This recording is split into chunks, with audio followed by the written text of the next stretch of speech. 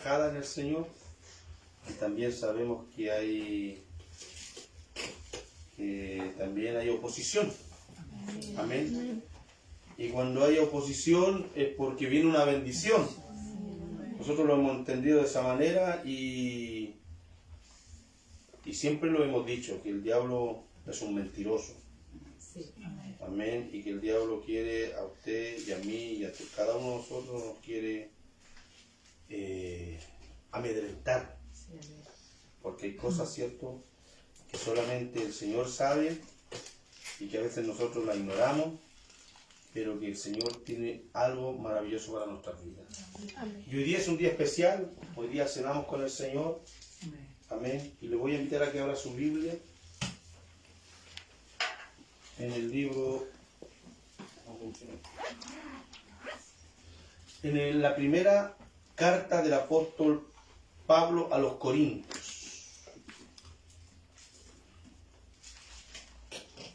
Una palabra conocida, ¿cierto?, por nosotros. Amén. Capítulo 11.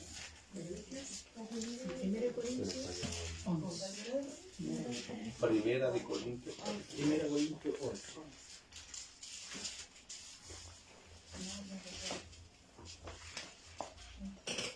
Una vez habiendo encontrado, la daremos lectura, puesto en pie, del versículo 24 en adelante. En el poderoso nombre de nuestro Señor Jesucristo. Amén. Y habiendo dado gracias, ¿cuánto dan gracias? Amén. ¿Cuánto han llegado agradecidos del Señor? Amén. Y habiendo dado gracias, lo partió y dijo: tomad, comed, esto es mi cuerpo que por vosotros es partido. Haced esto en memoria de mí. Asimismo tomó también la copa después de haber cenado, diciendo: esta copa es el nuevo pacto en mi sangre.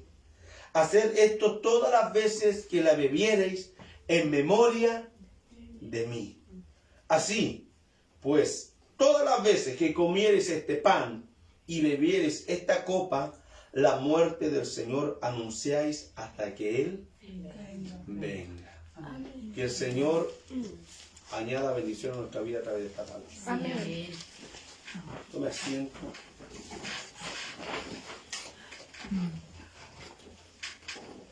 Hoy día, cierto, como primer domingo de cada mes, nosotros tenemos la costumbre de poder cenar con el Señor.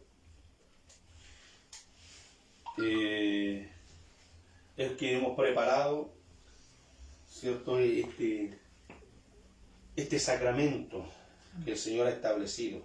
Bueno, se ha hablado mucho sobre el tema de la cena del Señor. Se ha conversado y entendemos nosotros en parte lo que es la cena del Señor. Pero yo quiero mencionar algo tan importante y tan trascendental, que realmente, si uno lo analiza y lo ve, es lo que importa, es lo que realmente importa. Tomando, ¿cierto?, el pan, lo partió y se lo dio a sus discípulos. Dice la Escritura, la cena del Señor está descrita en 4 pasajes bíblicos, en todos los evangelios y también en Corintios, dando a entender de que es algo importante y que es algo que nosotros debemos considerar. O sea, no por casualidad está establecido, y es algo que se produjo antes del suceso que marcó nuestra eternidad, porque esto tiene incidencia en la eternidad de cada uno de nosotros. El tomar la cena del Señor, como lo hemos hablado en un montón de ocasiones, no es simplemente el acto, porque si nosotros hacemos el acto como un simple rito, como muchos tienen la oración como un rito, ¿cierto?, como algunos, ¿cierto?, algunas religiones, algunas creencias tienen un rito de orar, y es un rito, y el rito no tiene mayor trascendencia ante los ojos del Señor, pues la cena del Señor, más que un rito, debiera ser, como dijo un predicador, un reto. Un reto para llegar a este momento es un desafío. Para llegar a esta instancia realmente de cenar, de tener una comunión con Dios, no debiera ser un rito, debiera ser un reto para cada uno de nosotros. Debiera ser un desafío a diario de tener una comunión con Dios para llegar un día al mes como lo hacemos nosotros. Otros lo hacen cada semana, otros lo hacen una vez al año, otros lamentablemente no lo hacen. La cena del Señor, que es un sacramento establecido en la palabra por nuestro Señor Jesucristo, tiene que ser un reto para nosotros de una convivencia a diario con el Señor. No es simplemente comer un pedazo de pan, no es simplemente tomar una copa de vino, no es simplemente llegar y colocar con una cara de santo en este lugar o en el lugar donde cenemos con el Señor, sino que debe ser un reto de vivir una vida en comunión con el Señor. Amén. Amén. Y eso es lo que lamentablemente nos falta a muchos dentro de las iglesias. Que la vida a diario sea un reto y no un rito. No es porque yo me levante temprano a orar, voy a estar totalmente bendecido. No, la oración nos bendice, pero la intención de orar es la que realmente a nosotros nos va a dar la comunión con Dios. Amén. Recuerde que se levantó un fariseo en una plaza y empezó a orar y empezó a decir: gracias Dios porque yo soy bueno, porque yo ayuno 3 veces a la semana, porque doy mi diezmo, porque doy mi ofrenda. No soy como este. Amén. Entonces esa oración fue escuchada por muchos, pero el hombre no fue justificado delante de Dios. A pesar que tenía elocuencia, a pesar que tenía desplante, a pesar que tenía cierta oratoria. Y el hombre tal vez usted lo podría parar en cualquier lugar y podía expresarse de una manera maravillosa. Ya hay muchos que se expresan de manera, cierto, maravillosa y tienen sus textos bíblicos y tienen sus caballitos de batalla, sus clichés y a su nombre, gloria. Y empezamos, cierto, con esa muletilla para avivar el fuego. ¿Por qué? Porque no somos capaces nosotros de entregar lo que realmente hay en nuestra vida. Amén. Para avivar el fuego en otros. Amén, Señor. Es una triste realidad. Entonces, la cena del Señor, como la vida en Dios, tiene que ser un reto a diario. Tiene que ser un desafío constante de poder levantarse y al abrir los ojos, ¿cuántos dicen gracias, Señor? Amén. Porque nos da la oportunidad de un día más hacer tu voluntad. ¿Cuántos hacen la voluntad de Dios por amor y no por condición? No porque si yo hago la voluntad de Dios me va a ir bien. ¿Y si nos va mal? Y si yo me levanto hoy día y ayuno y lloro al Señor porque voy a buscar trabajo y voy, cierto, con toda la fe y no me dan el trabajo. Sigo en esa comunión por amor, por el deseo de estar con el Señor, por el deseo de servir al Señor, por el deseo de conocerle a Dios. Miren, la Biblia nos enseña que Jesús le dijo: cuando comieres el pan y bebieras esta copa, hacerlo en memoria de ¿quién?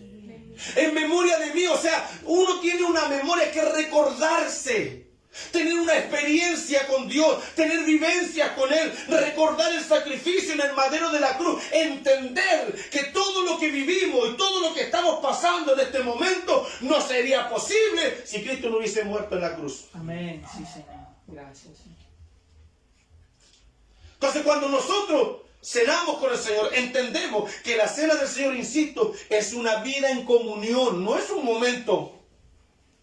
La cena del Señor no es un instante. No es pararse a casa en la fila, tomar el pan, tomar el vino, volver a su puesto como lo hacemos nosotros. Oramos, compugimos el corazón, lloramos, nos tomamos la copa de vino, comemos el pan rico que hace la pastora, el vinito rico, cierto, gloria al Señor. Y después nos vamos a la casa y se acabó el rito. Y volvemos con los reggaetones, y volvemos, cierto, con los garabatos, y volvemos con las páginas de internet indecorosas, y volvemos, cierto, a nuestra vida de viejo hombre y vieja mujer. Si hacemos eso, es un rito. Amén. Y no tiene ninguna trascendencia. Es algo que cualquiera lo puede hacer. Amén. Usted puede tomar a cualquiera de afuera y traerlo acá y sentarlo y decirle, explicarle: tú tienes que colocar carita de santo, tú tienes que colocar carita santa, entonces viene y toma. Y se acabó el reto. ¿Por qué? Porque es un rito. Pero ¿qué es lo que quiere Dios de nosotros? Que todas las cosas, como digo, la cena del Señor no es un momento, es una vida. Que toda nuestra vida tenemos que conducirnos en memoria de Él, en memoria de Cristo, en memoria del Señor. Si yo cuando me enfrento a una situación adversa, ¿qué tengo que traer a memoria? A Cristo. Amén. Mire cómo comienza este pasaje bíblico. El apóstol Pablo, ¿cierto?, les habla a los corintios. Corintios era una iglesia difícil, compleja. Era tan compleja que ni siquiera sabe quién era el pastor de esa iglesia. Yo creo que a ese pastor le daría cosa decir: yo soy pastor de los Corintios, en donde hablamos en lengua, danzamos, profetizamos, pero bueno, tenemos un hombre que se acuesta con la mujer de su padre. Porque así era Corintio. Y lo dice. Hay cosas, reproches, que reprochaba el apóstol Pablo en Corintio. Era abundante en dones. Era abundante, ¿cierto?, en lengua. Y si hablase en lengua, le decía el apóstol Pablo: yo hablo más que todos ustedes. El hombre era de la tribu de Benjamín, es decir, sabía hebreo. Sabía arameo. Nació en una ciudad cosmopolita como cierto Tarso, que era griega, sabía griego. Tenía nacionalidad romana, sabía latín. Amén. Ya partimos con 4 idiomas. Ya partimos simplemente con 4 idiomas. Entonces, el apóstol Pablo, si quieren hablar de lengua, yo hablo más que todos ustedes. Pablo le reprocha a la iglesia que abusaban de los dones, de los talentos, de la gracia. Entiéndanme, le decía, que en donde abundó el pecado, sobreabundó la gracia. Es decir, si ustedes tienen harta gracia, no es porque sean santos, sino porque hay mucho pecado. Amén. Si ustedes danzan, hablan en lengua, profetizan, hay don de ciencia, hay don de sabiduría, es porque a ustedes les falta. No porque se dance todo el culto, usted es más espiritual que el otro, no. Entonces nosotros leemos que Corintio era una iglesia complicadísima. Y había que echarle para estar en el liderazgo. Entonces Pablo, en mi ausencia, yo le exhortaba, le mandaba cartas. Y esta carta, y este párrafo bíblico comienza diciendo: pero el anunciar esto que sigue no os alabo. Él empezó a alabar, ¿cierto?, un poquito más atrás, alaba la conducta de las mujeres, el atavío, el vestuario, el velo, ¿cierto? Pero en lo que respecta a lo que vamos a hablar ahora, que en la cena del Señor hay abusos. Es decir, en nuestro diario vivir nos pasamos de la raya con el Señor. Abusamos de la gracia de Dios. Amén. Y pensamos muchas veces que la gracia de Dios es que podemos hacer lo que queramos. ¡No! Recuerde, Besaida, Capernaum. ¿Te recuerdas esas ciudades? Si se hubiesen hecho los milagros que se hicieron en ti, Capernaum y Besaida, se hubiesen hecho en Sodoma y Gomorra, ¿qué rato se hubiesen convertido ellos?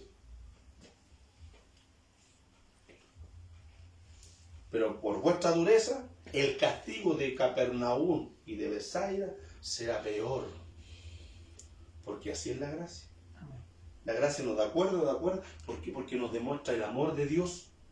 Ya no lo hace por una imposición, una regla. La ley decía: el que ofende a su padre, a su madre, hay que sacarlo fuera del campamento, apiedrarlo hasta que muera. Imagínense. Estaríamos sin hijos. Si es que llegamos a ser padres nosotros. Si esa ley hubiese estado. Entonces, es terrible, hermano. Es terrible, porque la gracia, claro, estamos en el tiempo de la gracia y creemos que podemos hacer lo que queramos, y cuando quieran voy a arrepentir, voy a devolver y el Señor me va a llamar. No, si el Señor algún día lo va a llamar, algún día. No, va a llegar un momento en donde se acabó la gracia para ellos. Y el resultado va a ser catastrófico. Entonces el apóstol Pablo dice: hay abuso. Hay abuso. En esto no os alabo, porque hay abusos. Porque hay cosas. Mira, lo primero que veo, dice el apóstol Pablo, que cuando os reunís como iglesia, oigo que hay entre vosotros divisiones. Amén. Alábale. Gloria a Dios. Le suena como común esto, como cotidiano. Sí, amén. Es como medio cotidiano. Ya se ha hecho parte de nuestra vida esto. Las divisiones. ¿Por qué? No, es que algunos piensan de una manera y otros piensan de otra. Entonces colocamos, ¿ha visto ese meme que hay en donde colocan un 6 o un 9? Depende del lado que lo mire. Si yo lo miro de aquí es un 6, si usted lo mira de allá es un 9. Entonces, ¿las dos opiniones son válidas? No. El que corta aquí es la La palabra. palabra. Amén. Entonces, las divisiones debieran ser zanjadas por la Escritura, por la palabra de Dios. No es lo que yo creo, no es lo que yo pienso, no es lo que yo digo, no es mi experiencia en sí, sino es lo que la Biblia dice y la experiencia que yo tenga con Dios. Por eso que el Señor Jesucristo dice, cuando comieres el pan y bebieres la copa, hacerlo en memoria de ¿quién? En memoria de mí, en memoria de Cristo. O sea, yo tengo un problema, yo tengo una división, yo tengo una situación contraria con alguien, con un hermano, con un familiar, con un amigo. ¿Qué me tiene que regir? Acordarme de Jesús. Amén. Y pensar como Jesús hubiese pensado. ¿Pero qué hacemos? No, nos montamos en el macho, ahí, y esta es mi opinión, y busco y rebusco, y recontrabusco para justificar mi opinión. Amén. Y cuando la Biblia me enseña otras cosas, a lo mejor. Y me dice, el que se cree hacer algo, no siendo nada, Así mismo te engaño. a sí mismo se engaña. Así es, Señor. La Biblia también me enseña, ¿cierto? El que sabe, hágase como el que no sabe. Y el que no sabe, hágase como el que sabe. ¿Para qué? Para que estamos todos en comunión. No es para yo pararme arriba y mirarle a ustedes para abajo, ni yo ponerme abajo y mirarlos. No, es para considerarnos. El Señor dice, considere a los demás como mayores a sí mismo. Amén. Sí, Señor. Entonces, vale la pena discutir un tema trivial. Un tema trivial que no compete a la salvación. Había por ahí unas voces en donde decían que el color negro era el color del diablo y por eso que los hijos de Dios no tenían que vestirse de negro. Y se armaron trifulcas y hubieron divisiones en la iglesia por un color de pantalón, por un color de camisa. Escuchaba la predicación de un pastor mexicano un día atrás, en donde él decía que en una iglesia grande llegó una prostituta vestida como prostituta. Entonces invitaron a un pastor a predicar y el pastor, cuando sientan a la prostituta, no la sentaron al último, era un salón grande, la sentaron como en el segunda o tercera fila. Y cuando el pastor pega la mirada y dice, ¡ay, el Espíritu me está cambiando el mensaje! Y empezó a darle a la vestimenta como bombo en fiesta. La prostituta se paró y se fue. Amén. Al otro día salió en el noticiero que una prostituta se había suicidado y había dejado una carta. Que en alguna ocasión alguien le dijo y le entregó un tratado con la dirección de esa iglesia y le dijo, ahí está la solución para tu problema. Y ella fue buscando solución porque sentía que nadie la apreciaba, que no tenía ningún valor, que no era amada, que no era querida por nadie, que era un objeto sexual y que todas la maltrataban. Y resulta que llega a ese lugar y más palo le dan. Ese día del face to face con Dios, el cara a cara con Dios, ese predicador. Entonces, hermanos, cuando nosotros tenemos una vida en comunión con Dios, es una vida en donde traemos a memoria, al comer el pan, al beber la sangre, o al beber el vino, ¿cierto? La comunión con Dios, nos traemos a memoria. ¿Qué haría Cristo? ¿Te recuerda a la mujer adúltera? Le hablaban y él escribía en la tierra. ¿Sabe? El profeta declara que Jehová Dios escribirá en la tierra el nombre de aquellos que no son salvados. Lo dice el profeta. Amén, amén, sí. Y cuando Jesús escribía en la tierra, estaba escribiendo el nombre de ellos mismos, que acusaban a la mujer adúltera. Porque los que son salvados estamos escritos en el libro de la vida. Amén. Pero los que no son salvados son escritos en tierra porque serán borrados. Y cuando levanta la mirada y no hay nadie, le dice a la mujer: mujer, ¿dónde están los que te acusaban? ¿Ninguno ha quedado? No, maestro, ni yo te condeno. Vete. Entonces ahí está la salida. ¿Te equivocaste? Sí, te equivocaste. Entonces vas a ir al juicio eterno. No, si te equivocaste, el Señor te dice: vete y no peques más, no lo vuelvas a hacer. Reconociste tu pecado, reconociste tu mal, sí, no lo vuelvas a hacer. Traer en memoria Amén. lo que Jesús hizo. Sí, sí. ¿Se acuerda la historia que el Señor Jesús contaba de que había un hombre que le debía 1000 talentos a su Señor? Y vino el Señor a sacar cuenta y lo veía meter a la cárcel y le suplica, le pide perdón. ¿Y qué es lo que hace el padre de familia? Lo perdona el Señor. Amén. Y él va contento saliendo y se encuentra con un acreedor, con un deudor que él tenía. Y llega y dice: oye, tú me debes 100 talentos. Recién le habían perdonado 1000. Y va donde el otro que le debía 100, págamelo. Y lo oprimió tanto que lo metió a la cárcel. Amén. ¿Cuántas veces hemos actuado de esa manera? Entonces, cuando veamos una situación similar, y es que esta me ofendió, es que este me ofendió, oigan, echen una miradita a la cruz. Amén. Él perdonó nuestras ofensas. Él perdonó nuestros pecados. ¿A usted no ha ofendido a Dios? Amén. Entonces, la vida en comunión en Cristo Jesús es recordar. Se trata de recordar lo que Cristo haría, lo que Cristo hizo, lo que Cristo hará. Amén. Bendito eres. Recuerde que Él vio en Kairos, no es en el Cronos. El tiempo de Dios es el Kairos, en donde el pasado y el futuro todo es presente para Él. Amén. Amén. Sí, Señor. Entonces el apóstol Pablo le recuerda las palabras de nuestro Señor Jesucristo a los de Corintios cuando ve el abuso que hay.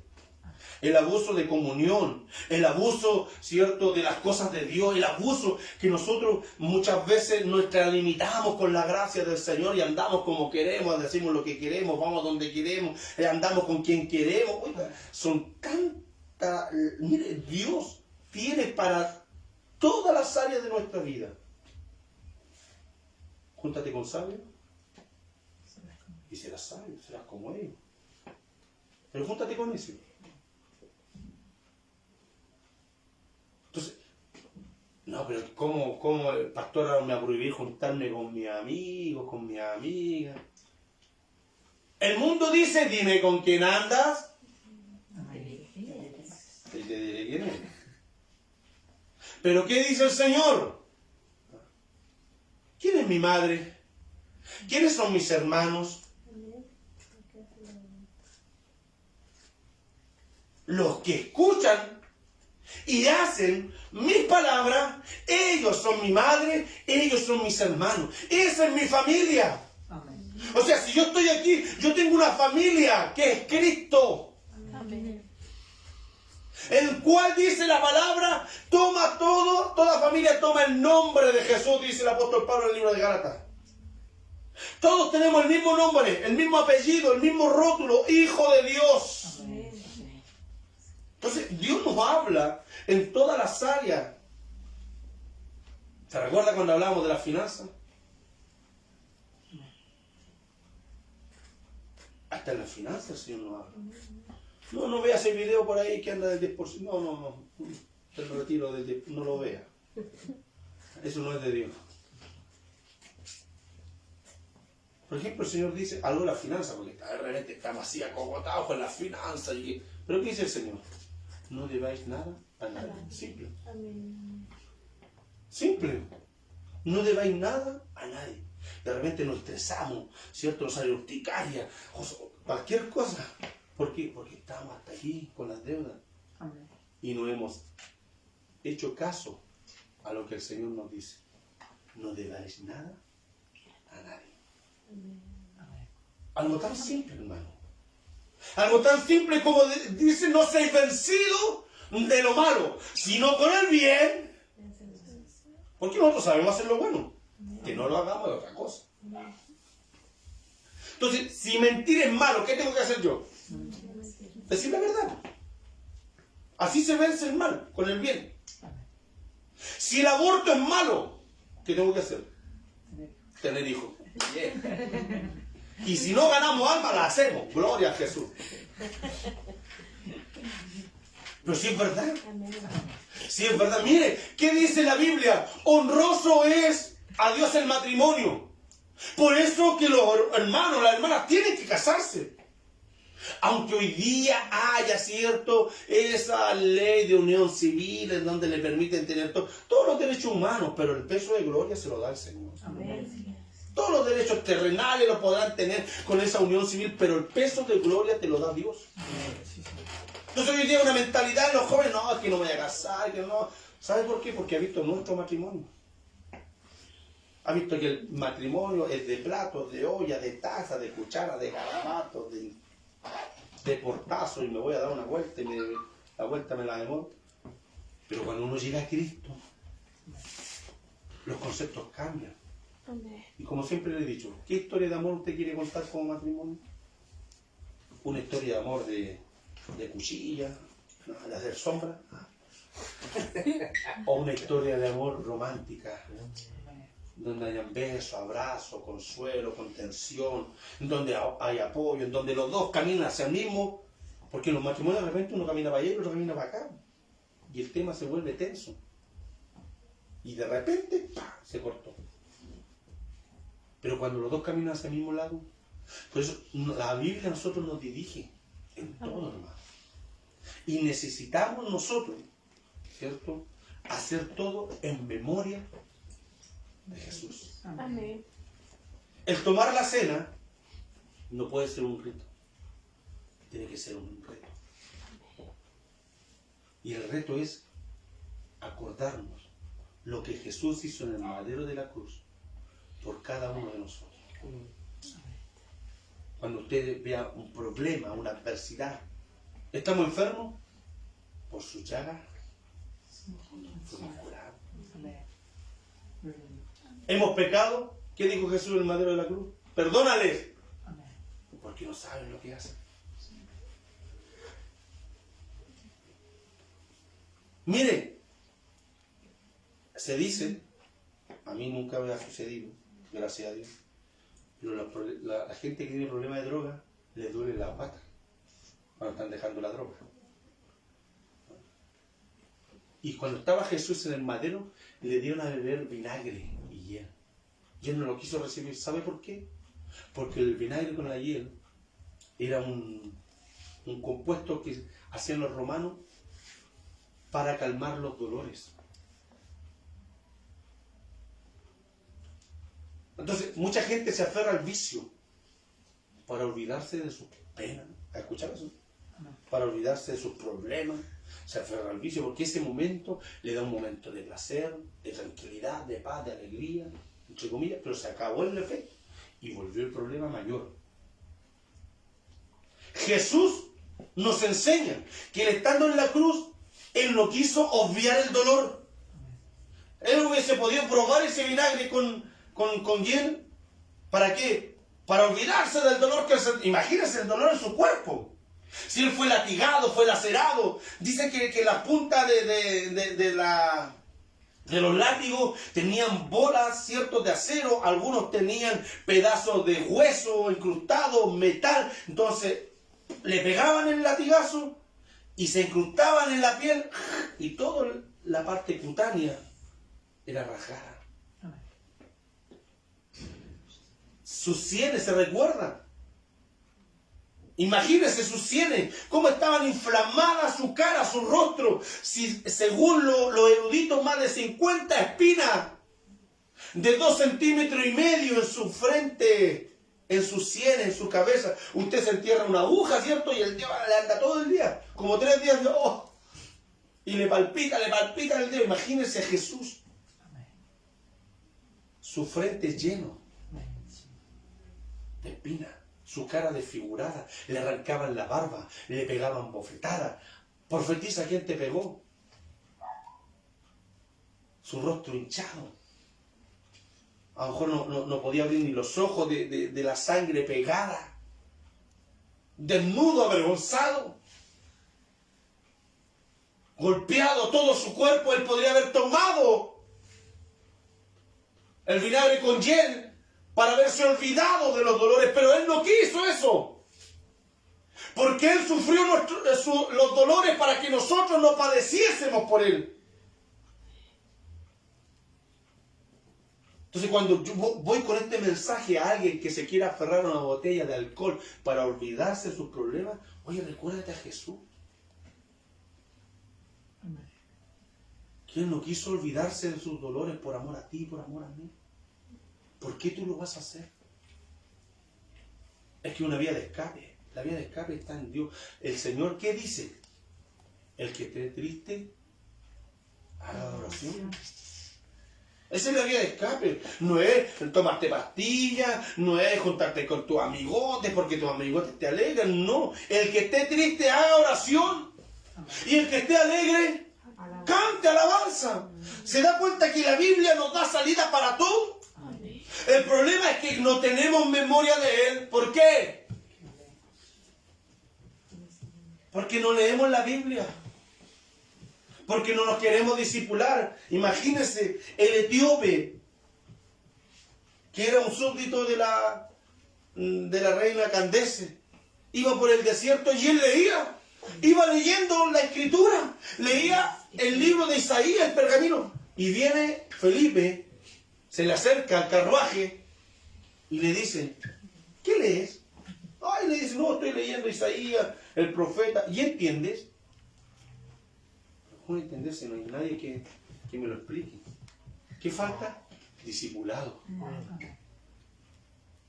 Pero la gente dice, oh, pastor, es que a mí me cuesta leer porque lo entiendo. Pero cuando hay discipulado, se conectan. No vienen. No quieren aprender. Pero después la excusa es que, pastor, a mí me cuesta porque yo no entiendo. Ok, no entiende. Si nadie nació aprendiendo. El Señor nos va capacitando. Pero, oiga, esto no es una varita mágica. ¡Ting! Doctora en teología. Pues conmigo, y ahora vas a saber toda la Biblia. No.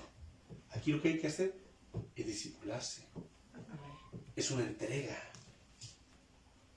Entonces, el Señor nos dice todo lo que hagáis. Ya sea de palabra, de hecho. En el nombre de Jesús, hacerlo para la gloria del Padre. Entonces, cuando uno está en una situación, traer a memoria lo que Jesús hizo por nosotros. Pero a veces, insisto, no sabemos lo que Jesús hizo. No sabemos lo que Jesús está haciendo. Y no sabemos lo que Jesús va a hacer con nuestra vida. Es una vida en comunión con Cristo. Nos va a llevar obligatoriamente a tener una comunión con la palabra. Oración, ayuno y palabra. Que el Señor les bendiga, amados. Esta ha sido la palabra del Señor en esta mañana. Póngase en pie.